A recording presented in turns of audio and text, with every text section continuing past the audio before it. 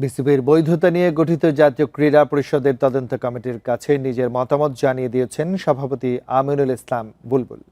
সশরীরে আলোচনার কথা থাকলেও সেটা করেননি তিনি।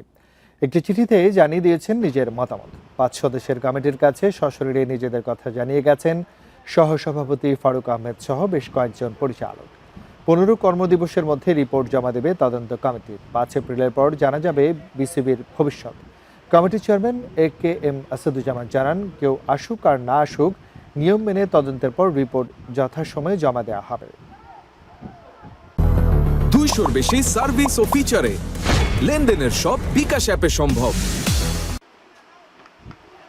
আমরা প্রসেসের মধ্যে আছি, আপনারা জানেন আমাদের 15টা ওয়ার্কিং ডে টাইম দেওয়া হয়েছিল, তার মধ্যেই আমরা আছি।